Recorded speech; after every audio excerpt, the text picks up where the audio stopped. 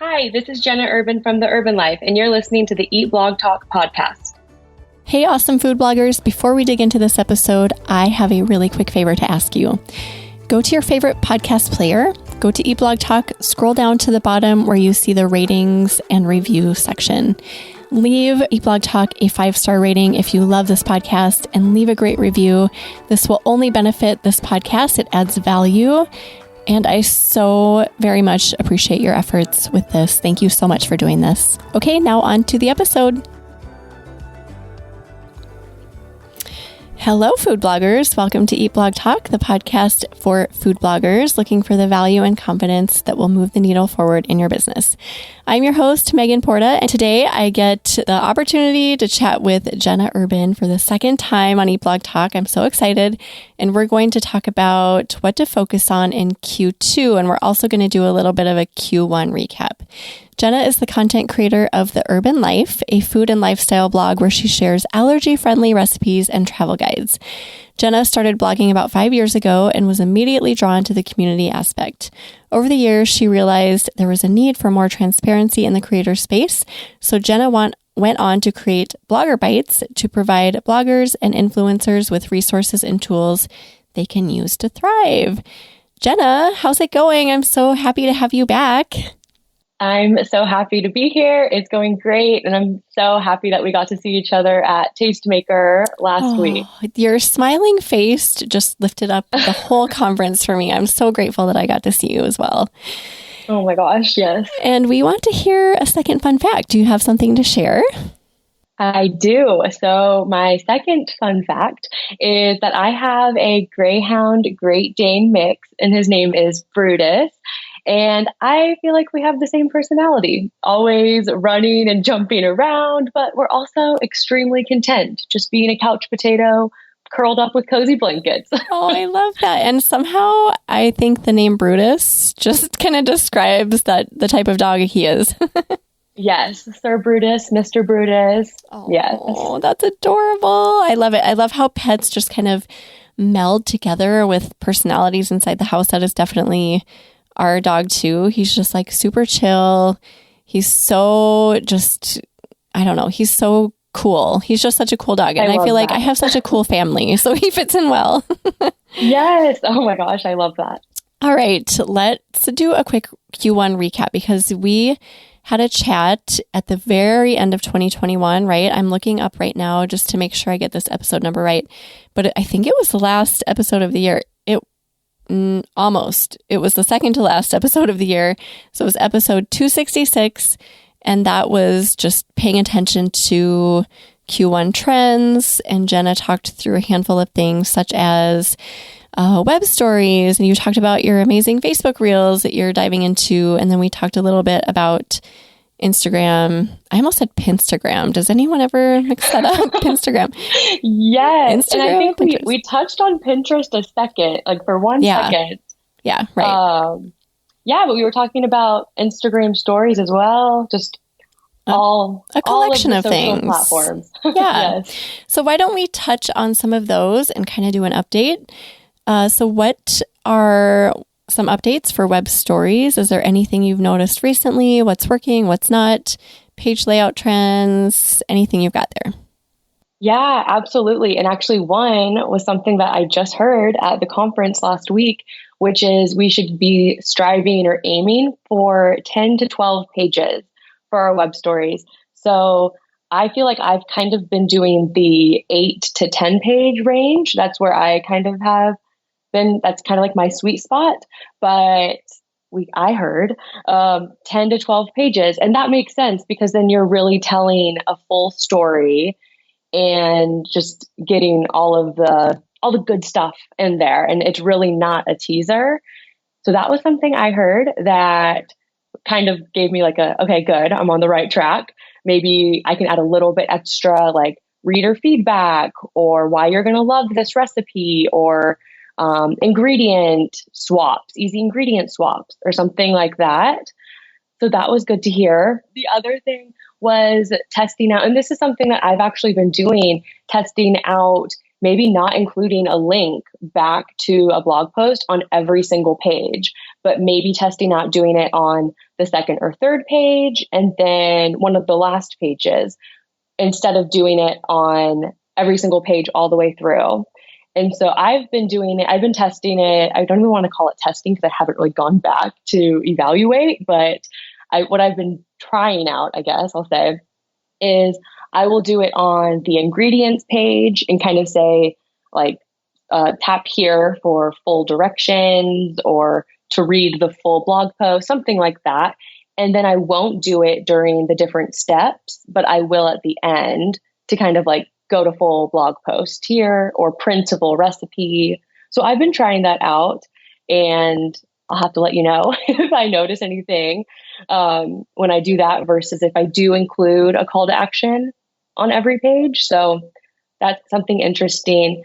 And then the other thing I heard a lot of, and I've been hearing a lot of, is, well, actually two things, but I know a lot of us in November, December, myself included, we noticed kind of a nosedive in terms of our traffic, web story traffic, and then seeing that click through because it was taking longer for our stories to get indexed. And so I actually, admittedly, I was kind of getting discouraged in February, even when I was like, man, my stories were doing fabulous, like all Q4. And then something happened towards the end of that. And so I don't know if there has been like a statement by anybody, but the very quick fix that worked for me was that I just updated my plugin. And then immediately after doing that, like my stories are getting indexed almost immediately. Like, I mean, I would publish something, not even a trending story in the morning, and it's already getting circulated on Discover in the afternoon. That's amazing. Right? So it's kind of like October, like that. I mean, that's like what I relate it to, was like October. That was like how it was kind of, I guess, feeling and circulating and stuff. So I don't know if you've experienced similar. I mean, it's been all across the board with people, right? Because you hear people that are like, I posted a web story and it still isn't indexed a month later, and it's not, like, and then there's people who, like you, just put it up and it's circulating already in a few hours. So there's like everyone in between there, and I feel really bad for the people who aren't getting any traction on their stuff. But for me, I just haven't had any issues, and I, like, knock on wood, we've been putting them up and they've been getting indexed and they circulate within that same day or the following day. So I'm so grateful. But oh, yay. That's encouraging to hear. Yeah. Oh, that's great. Yeah. So now I'm just like, well, all right, let's keep the plugin up to date. Yes. Because for a while there were issues with the plugin. I think it was not doing a good job with communicating with Yoast, was it? Or another okay. Yep. And so we weren't, collectively, we were like, okay, let's not update. So I think we all held off for a really long time. But now it seems like everything's playing well together, so we can maybe start updating regularly. Yes. At the time of recording. Yes, at the time of recording. That might change tomorrow, so to be continued. Yes. And then I think the other common question that I've been hearing, and kind of it's been chatter, is, do you need to do video? And I think, I mean, if you have, definitely like repurpose video, it's always good. But I know that sometimes there's a concern about like your media library and all that kind of stuff. And I feel like I was doing quite a bit of video, and then I kind of switched to doing a mix of video just with image. And now I've just been doing images and adding animation to it because that kind of gives a nice animation to it. Some nice movement to kind of, keep the user's interest going. So I just kind of wanted to say, like, if you feel like you need to do video to be successful with web stories, you can absolutely just use images that you have or images from the third party that they pull from and all of that. And then just add some animation to it to make it a little bit interesting. And I've been seeing success with that. I haven't added new video to web stories in a few months, at least. but that's kind of relieving. I, just because I'm lazy, I was doing the animated GIFs or GIFs, however you say that, right from the beginning, because I'm like, yeah, I'm not going to do that. I'm not going to import my video. They did fine. They did great. Is there anything else you pulled away from the conference or that you've noticed in the last quarter? I would love to get your thoughts really quick on roundups and anything else you have. Oh, yeah, for web story, as it pertains to web stories. Yeah. Yep. Yeah. So I actually haven't been doing many roundups for web stories lately. So I don't have too much to touch on that. I will say I remember back for like my New Year's Eve cocktails and appetizers, I noticed that that story did really well. I think roundups are always just I don't know, for me, they seem to do well and they're easy enough to pull together. So they're fun to experiment with and see what happens, but I actually haven't done them in quite a while. And then I think the only other big thing that I was kind of toying with, I think last time we talked, but now I definitely end every single web story with a brief bio and a photo of myself. And I've also I'll try to either do a link to my email subscriber page or my Instagram, which I'm still trying to grow for some crazy reason. but I actually did notice the email subscriber page. That one seems to get the click-throughs, not so much Instagram. But yeah, so that's something I've been trying to do. And I'm trying to even think like what my call to action might be off the top of my head. It might just be like, I'm Jenna Urben and I love sharing simple and delicious dairy-free recipes. If you want your free beginner's guide, like subscribe or, something like that. So that seems to be doing well. I love that idea. And I just want to direct people to your site so they can look at your stories since we're talking about them. So if you go to, is it Urban Life or The Urban Life? Your Urban URL. Life. Okay, so yes. The Urban Life, and Urban is with an E, so URBEN.com, and then that's /web-stories if you want to kind of look at what Jenna's talking about. Yeah. And I switch it up from time to time when I remember to do like Instagram versus subscriber page. But yeah, I think that's something just nice to do too, because then you're putting your face there. So then users who don't know who you are kind of like, oh, that's who that is. That's whose content I'm looking at.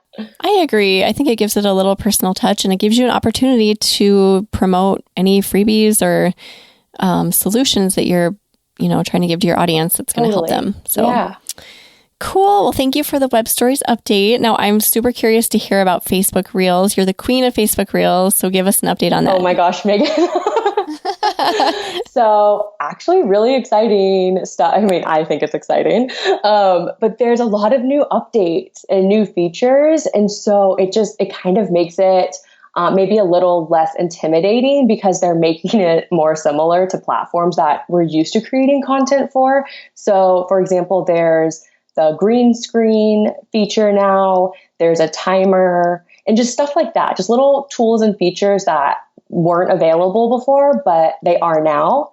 So I think that's exciting that they're continuing to roll out stuff and seems like it's here to stay. So they're trying to make it great. And then something that I've seen, I think across really all of these different short format vertical video platforms is a big push and encouragement to use the auto captioning to cater for a larger audience.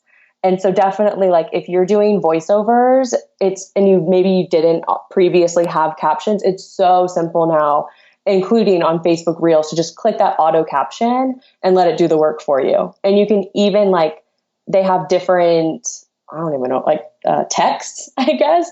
So if you want to you always want to use a certain font or something, you can kind of do it like that. So I think that is a really great feature too, but that kind of goes for any voiceover on any platform. The final Facebook Reel update that I think is super exciting, recently they announced that in-stream ads will be rolling out for Facebook Reels. And so if you have the in-stream ads on your normal Facebook videos, you'll be eligible for Reels as well. And so I am not eligible right now, but I'm excited for the people who are. And to see if you're eligible, it's in Creator Studio. And I believe you need 10,000 followers. I think it was like 600,000 minutes viewed in the last 60 days. And then you have to have, I think, like a minimum of 5 videos on your page. So I'll be chipping away at those minutes viewed. That's a lot of minutes. I know. I don't know if I'm actually going to be doing that. Is that even humanly possible?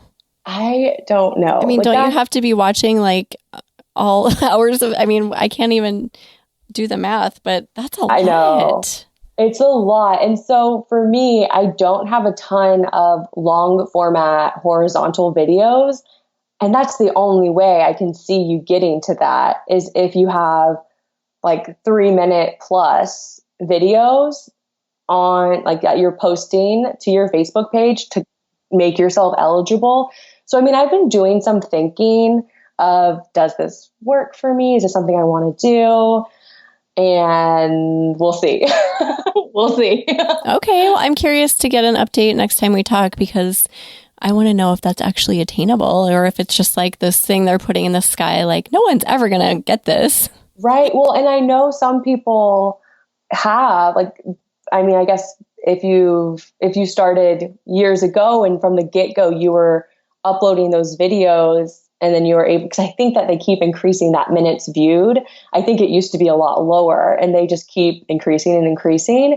So I know one of your listeners has it. So we need to know who has it. Well, I don't know for sure. But I was like, you know who has this? You're sure out there. Someone out there has this. I know. So whoever's listening and has this, DM us. Oh my gosh, yes. I'm curious. I mean, I'm sure, Megan. Like, there has to be someone, right?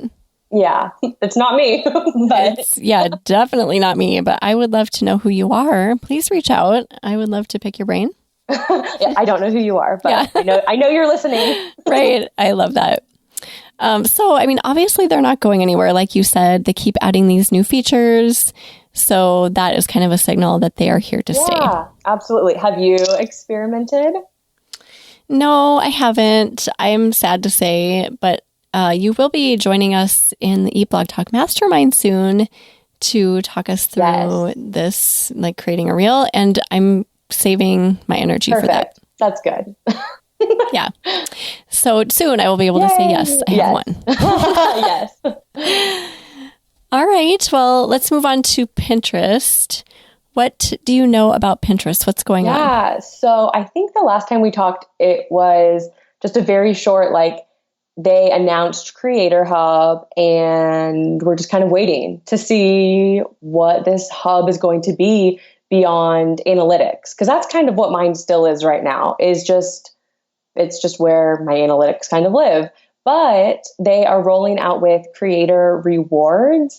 And so if you're eligible for these rewards, which to me, that sounds like the Instagram creator fund or like bonus program, it seems similar to that. And so if you're eligible, you'll see earn, like a button that says earn in your Creator Hub, and you'll be able to get, I guess, like different prompts for your idea pins or maybe regular pins. I think there's a huge focus on idea pins for them.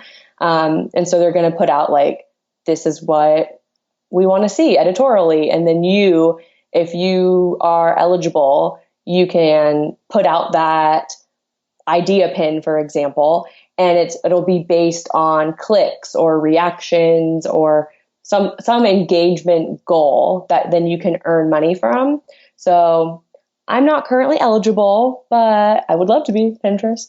I know. Yeah. I know. We talked to someone at the conference. So this was outside of a session, and someone in the house I was staying in talked to someone at a random dinner, and this someone was like, it showed her this feature. Okay. And they had the earn button. And so you have to be on your phone on Pinterest, and you get like the big red Creator Hub button. You tap into there, and then at the top you see tools, inspiration, creation, analytics. So next to analytics, you hopefully have a button that says earn. Is it right? Earn? Yeah, that's from the mock-ups I've seen. Right. And so if you do, definitely tap on that, because this person, I wish I could give her, I don't know who this was, but some blogger out there was giving this information and had earned like a lot of money. It was really lucrative. Right. Yeah. That's why I'm like, I would love it. Let's put that out there for us. So every day I've been looking in there and it hasn't popped up for me yet, but hopefully soon. Maybe tomorrow. Yes. Yeah. It's exciting that now it seems to be, I think it kind of started rolling out in January, if I'm not mistaken. So fingers crossed for us and everybody. I've said this all along and at times doubted my own words because Pinterest has been very frustrating, as you all know. But don't give up on Pinterest. There's so much opportunity. Pinterest is so visual. Food is so visual.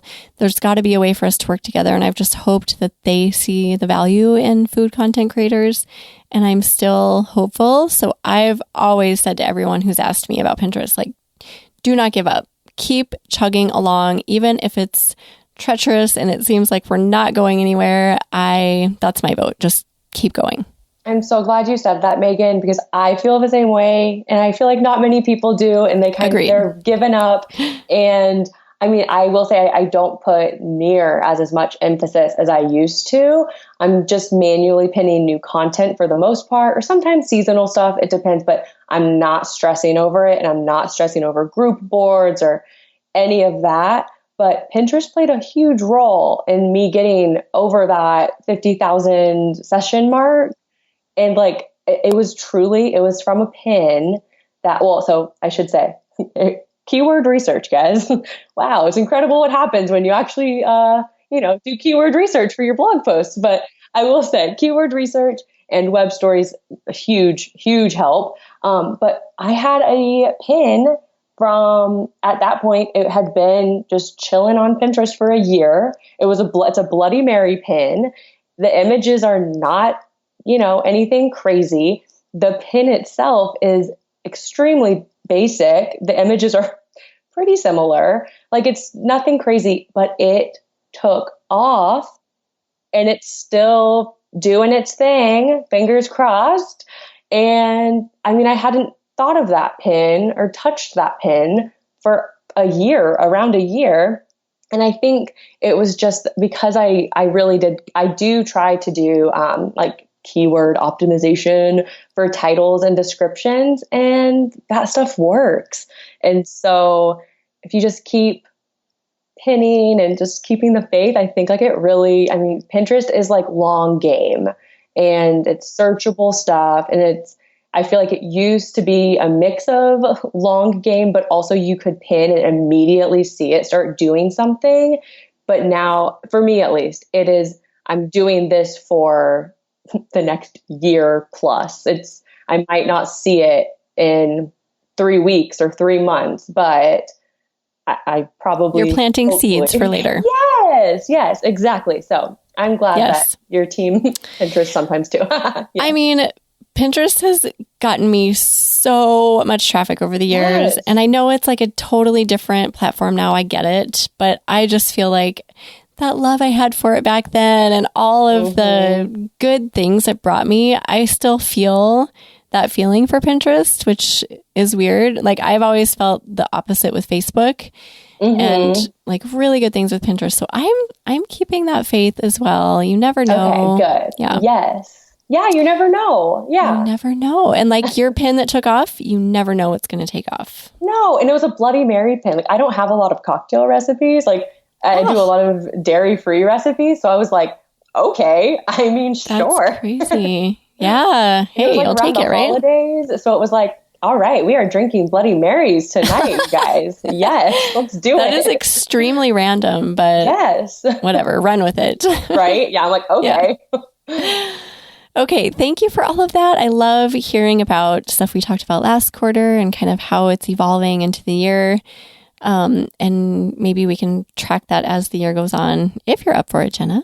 Oh my gosh, of course. But let's talk about some new tools and new things that you want to just have on people's radar. So what are your thoughts about TikTok? So it's natural. It was a natural step for me to repurpose all this short format vertical video on TikTok. So I am using TikTok, but I don't have a strategy at all. I'm really trying to get better because now that the Whisk integration is available to everybody, I was like, okay, this is a major, what's the word I'm looking for? It's a major opportunity to drive additional traffic.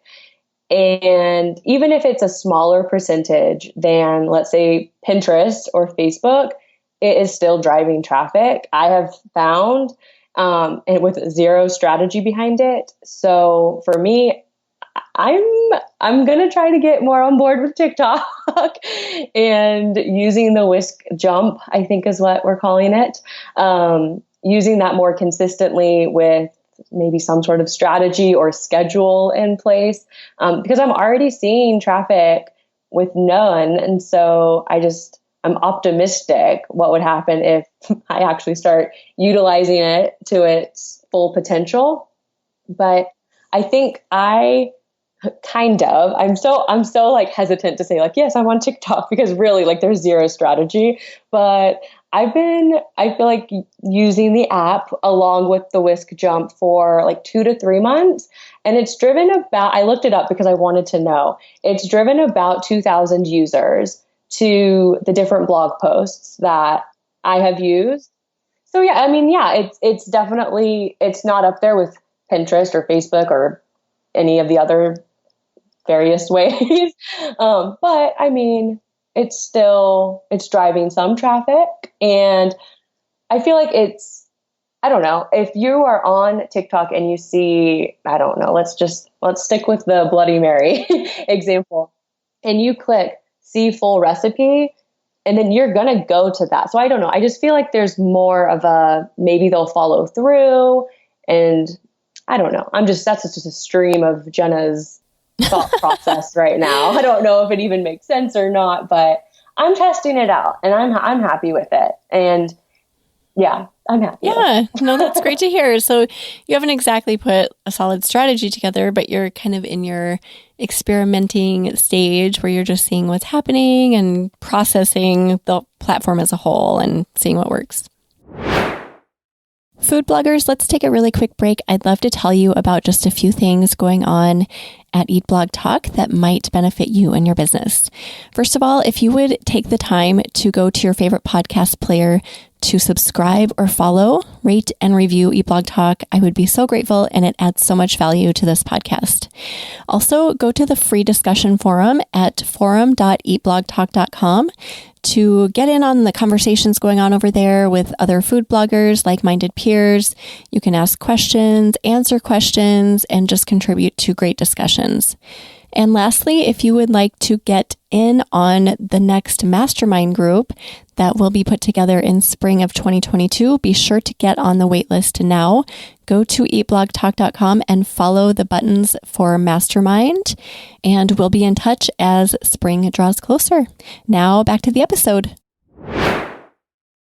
Right. And I will say, it's just, if you have a ton of vertical videos, or even, I guess, horizontal that you could crop to make vertical, it is a great way to repurpose content, do a different voiceover, do a new trending sound that maybe the first time you posted it on Instagram, you used one song, and then on TikTok, you can try a new one that's trending that day, or voiceover, whatever. You can put a new spin on it type thing. And it's just a great way to continue repurposing that content. And I feel like I don't want to dive in too hard to YouTube Shorts, but YouTube Shorts is another good one too.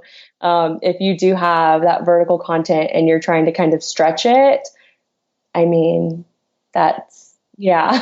And it's great for linking back. I think that's the big thing, is that it's not just you're slapping it on Instagram and kind of waiting to see what the algorithm thinks and who will see it. it's more on YouTube, it's definitely more searchable. And I just feel like for TikTok, I find the users, at least the way I use TikTok too, is when you find somebody's videos that you like, you go to their page and you just start that deep scroll and you just get on there. And when they have the seafull recipes or whatever the call to action is that the whisk jump is, I feel like you're more invested at that point. And so there might be more click-throughs. I don't know. That's what I'm hypothesizing. And that's why I've been kind of casual with it, testing it. We'll see, not testing it, just trying it out. And since I see I see some movement there with zero strategy, that's why I'm kind of like, all right, let's like actually test it out and see what the click-throughs can be. So I am excited to follow along with that because I think that's a super exciting new opportunity. That's so cool. And I haven't like stated this out loud really to anyone, but I have this like thing against TikTok. So I just removed it from my phone because I feel like the algorithm is so, okay, it's good that it's not honed in because you can kind of like go crazy, right? By whim, just by chance. But also when I'm on there is so much inappropriate content that I don't need to see all of this. It's such garbage. And I get that there are like food content creators that are creating really valuable, awesome stuff. And I wish that it was more like Instagram where I could just fill my feed with that stuff. But I can't seem to figure out how to do that. So I made the decision to get rid of it because it's like, what if my boys have my phone? And I just feel like morally, I don't want to contribute to that. Do you know what I mean? I mean, it's like I totally get that. I've been so back and forth with it and I'm like, well, there's opportunity. But every time I go on there, I'm like, this is garbage. Like most of what I'm seeing is garbage.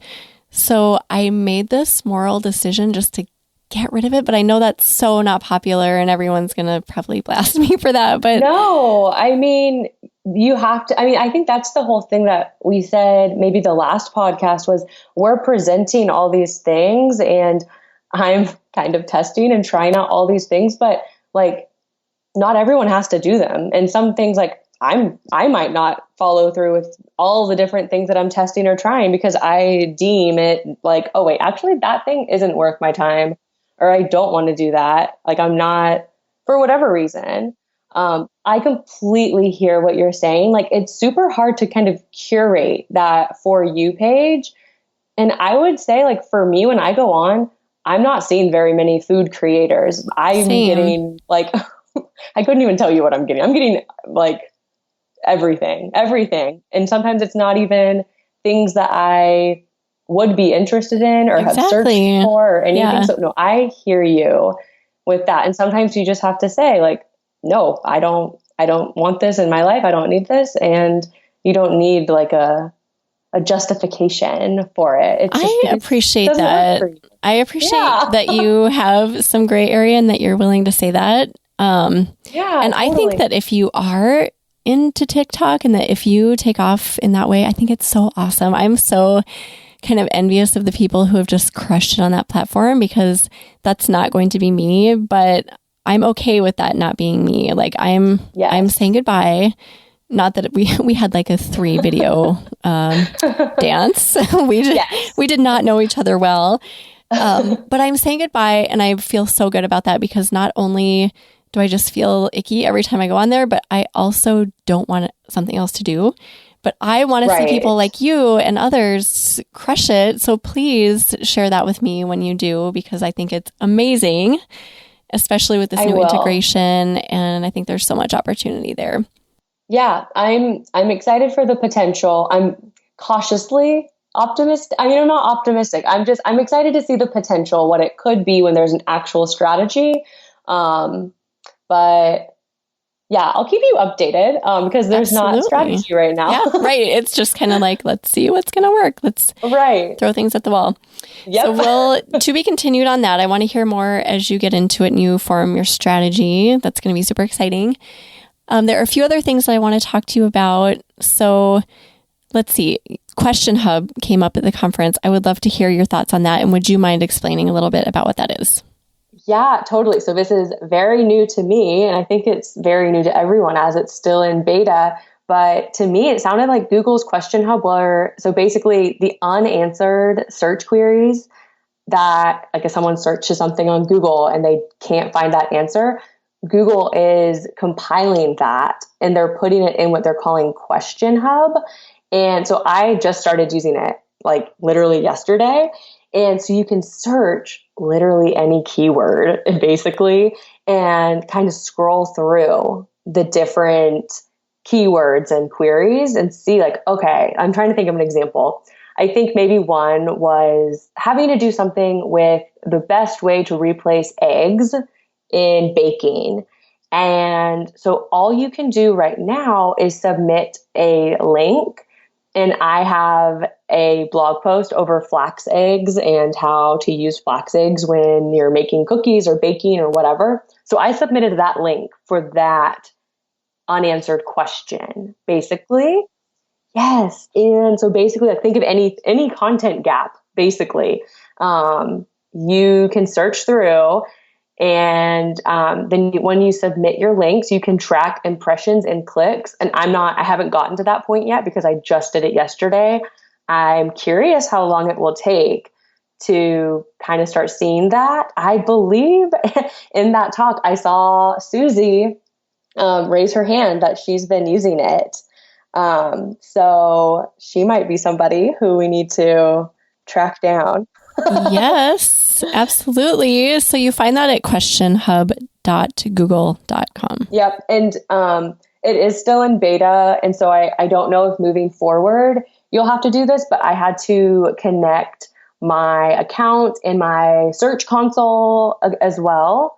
And so, yeah, I mean, I feel like to me, it felt similar to Answer the Public, and which I kind of use for like content ideas and to identify content gaps or anything like that. But this is different because it's Google and they're literally telling you like, these are unanswered questions. And so I think it's interesting. I had to set a timer because it's easy to lose yourself. I'll tell you that. Yeah. But yeah. No, this is very exciting. I think there's so much opportunity, especially if you get in early, like go do it now so you can fill all those gaps before other people do. And it's kind of thinking outside the box too, I found. So like most of my recipes are dairy free, but I also tried non-dairy or vegan recipes because some of mine are accidentally vegan. But just thinking through how a user would literally like type into Google. And it's funny to see some of them because it's almost as if like they're asking Google like a full-fledged, very personal question. So yeah, I'm definitely going to like keep my eye on that one. Seems interesting. Yes, me too. That is something I should make some space for this week just to check it out. And I'm glad to hear that you did that already. Yeah, set a 15-minute. You don't need to do 30. Do 15-minute timer just to kind of like feel it out and see, do different like keywords or like think on like, I know that you have a ton of blog posts, so it could be forever long. But oh my gosh, yeah, I could really get lost. Yeah, and then just kind of see like, I think some were like how to make like, I don't know, like a vegan macaroni and cheese without cashews. And so if you have a recipe that uses, let's say like potatoes or cauliflower or white beans or something like that, you could link that. It's interesting and you can only link a blog post. You can't answer it. So that makes it easy, right? Oh so you don't have to take the time to write anything up. Yeah, absolutely. So I'm excited to see what the next step looks like. So like I've submitted my links, but now to track the impressions and clicks and what it actually looks like from the other side, that will be interesting to see.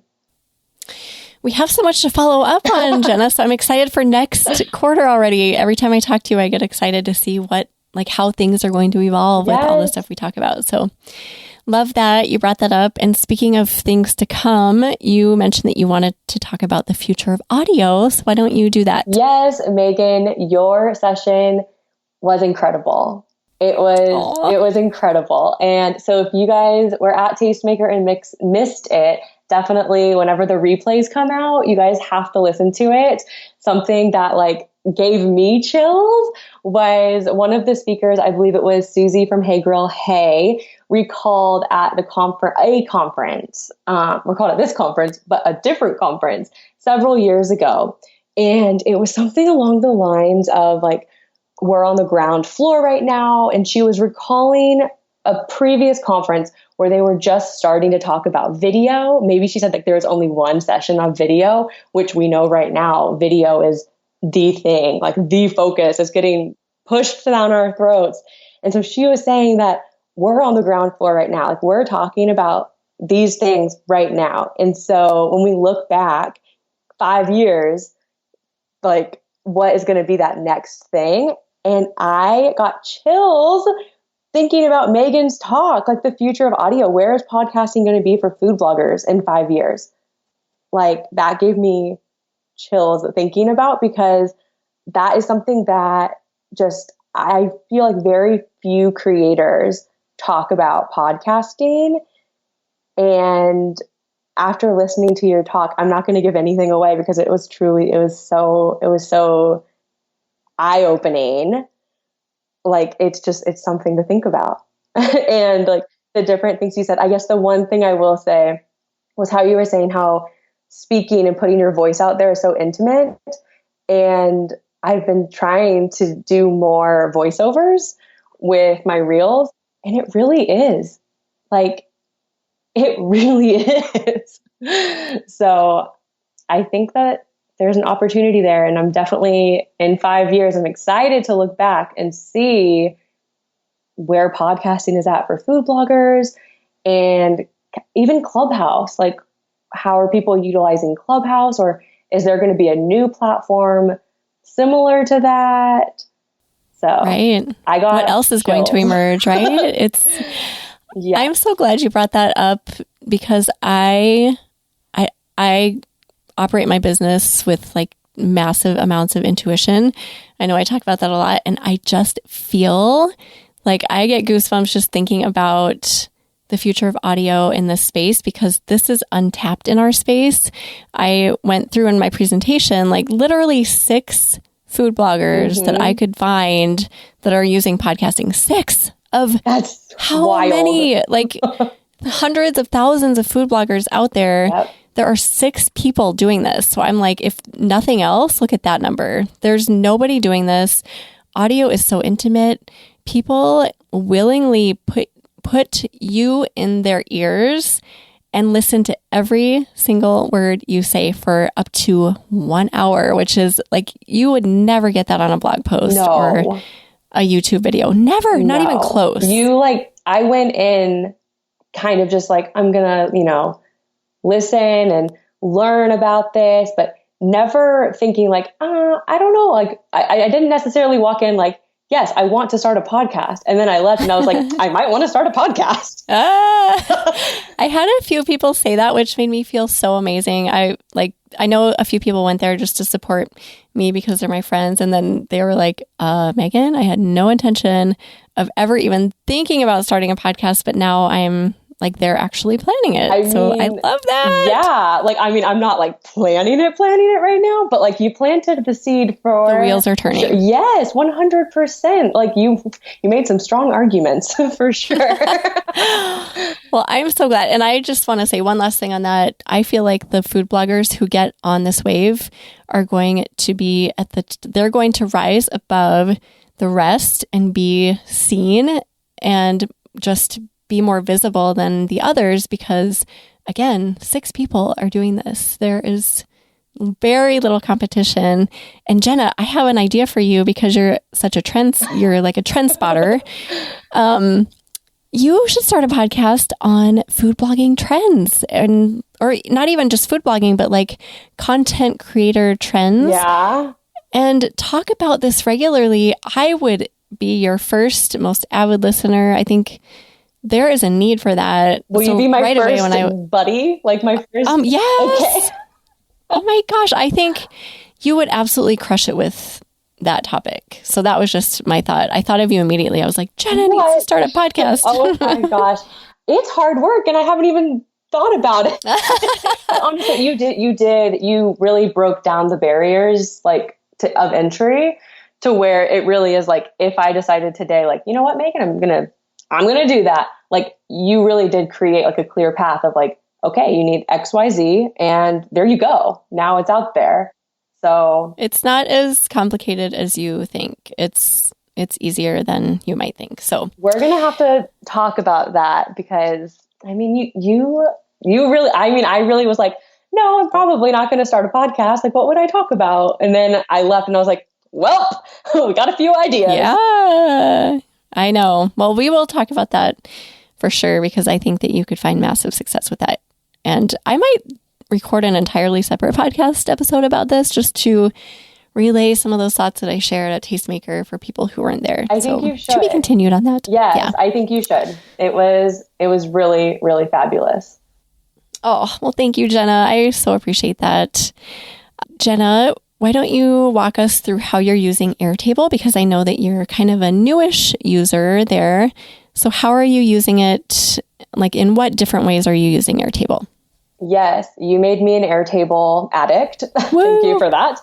And I'm still a total newbie, still kind of figuring out how it's going to work best for me.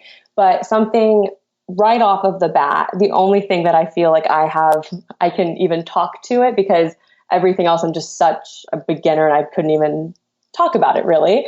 But I am using it to manage my brand partnerships. And so I know a lot of us kind of going into Q2 and throughout the rest of the year will be pitching more brands or fielding more incoming sponsorship requests. And so something to just make my life easier is I've been using Airtable to track like the brands that I am pitching, the brands that I've already worked with. And so when I say that, I mean, I'm having the brand name, the brand contact, their email.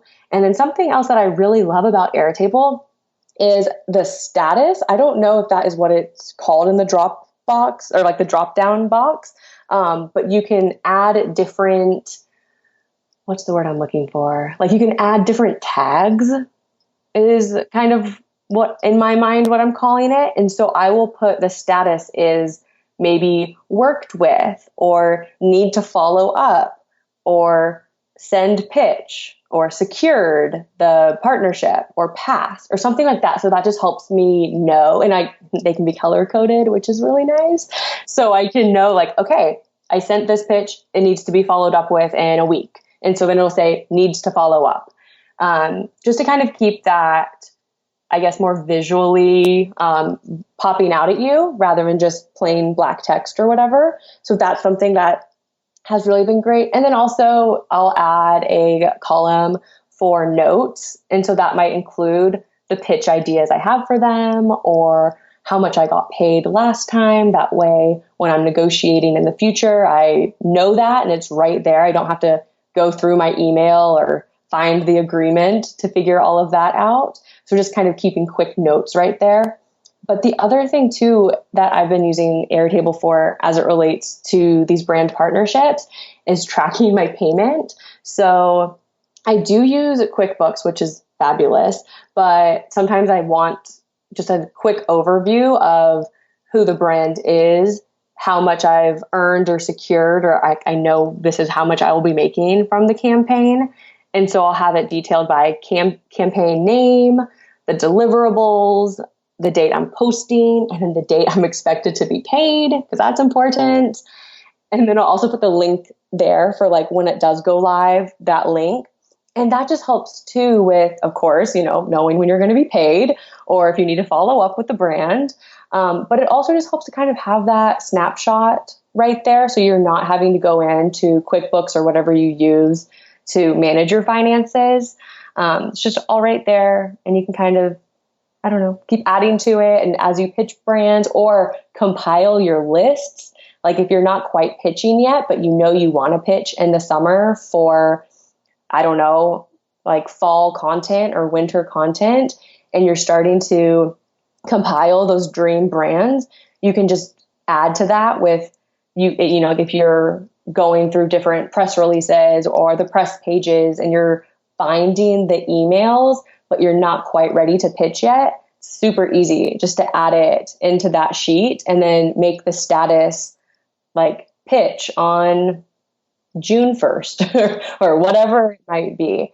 So that's how I've been really using Airtable. Of course, I use it for other things too, but I feel very strong. I feel like that's my strong suit, is for managing the partnerships all right there. It's like my command center of like, oh, I worked with this brand and now I think that they would be a good fit for Megan. Quick. Yeah. Let me just grab this contact right here because it's all right here. And I can say, yeah, I worked with this brand in 2020 and they paid me this much. Here you go.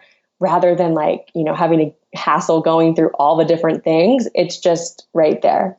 So I'd love your thoughts because you're the Airtable queen. Oh, I don't use it. That sounds amazing. I don't use it quite as well as you do, it sounds like, but I love that you're offering up just a different way to use it. So aside from content management, you know, because that's kind of like our main focus, I feel like, when we use something like Airtable. So I love that you're offering up a different way to manage brand partnerships, and you can do all of those different, like where you're at in the process of each partnership.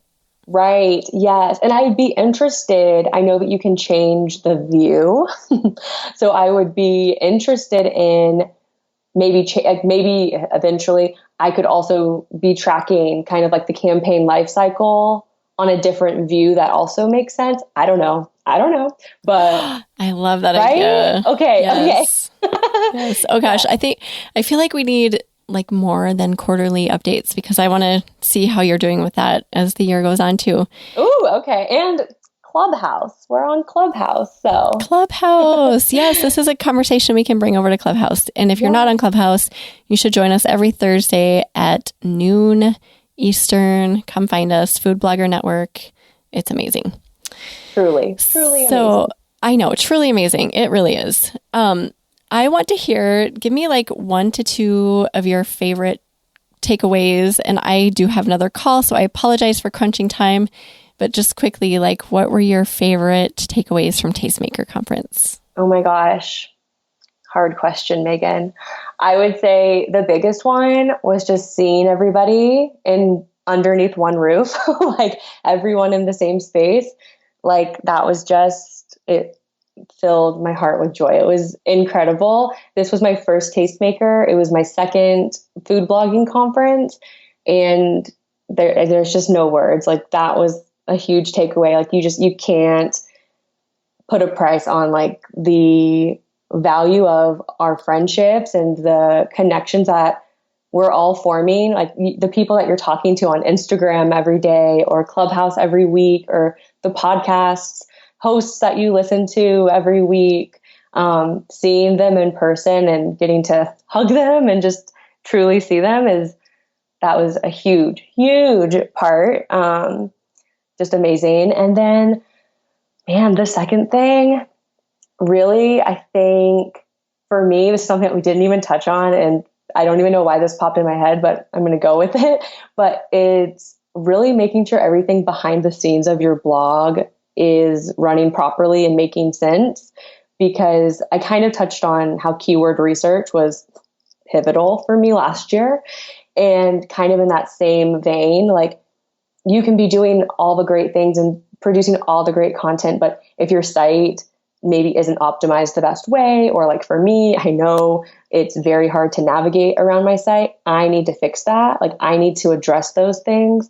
And so I think there is such a large community, going back to like the community of food bloggers, and we're all so willing to help. And so finding a person or a group of people who can help you, like, hey, I need to update my recipe index. How the heck do I do that? Someone's been there and someone will be willing to help you, or it's already posted in one of the many Facebook threads. So that's a big takeaway for me, is I need to really make sure that my site is like searchable and optimized. But also the community aspect was huge for me. So that was probably one of my biggest takeaways, is not shying away from the community. And you made me feel so welcomed personally, Megan. Aww. So it was amazing. I was so happy to see you. You are such a light in this space. And I'll just end with that. Thank you, Jenna, for you just shine like this happy, positive, supportive attitude vibe, like when you come into a room. And that shines also in Clubhouse, where I can't see you. I can just hear you. So I'm just grateful for you. And yeah, you just bring such great energy to this space. So thank you for being awesome. Oh, thank you for being awesome. And then I would share some of my takeaways, but I'm actually going to record an entirely separate episode on that. And by the time this episode is published, it will have already been published. So go back and listen to episode number 288, and you can hear all of my amazing takeaways as well. So I'm excited for your takeaways. Definitely. Yeah, I'm excited to record them. There's a lot of good stuff. Yes. So I'm sorry to speed this up because of time today. I'm like having one of those days where I'm running behind no matter what I do. So I've got to say goodbye. I'm so sorry. But Jenna, thank you so much for all of this value and for joining me today. And I am already excited for our next chat.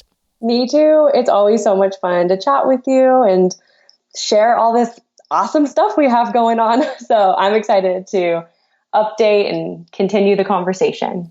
Same. So we will put together a show notes page for you, Jenna. If you want to look at those, you can go to eatblogtalk.com/theurbanlife2.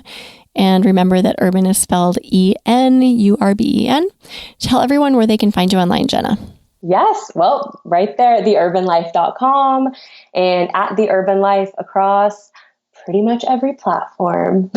Instagram, Facebook, Twitter, Pinterest, TikTok, YouTube. I think that's all of them. She's everywhere, people. Yes. Be my friend. Let's talk. Yes. No better friend to have than Jenna. So go check Jenna out. And thank you for being here again, Jenna. And thank you so much for listening today, food bloggers. I will see you next time. We're glad you could join us on this episode of Eat Blog Talk.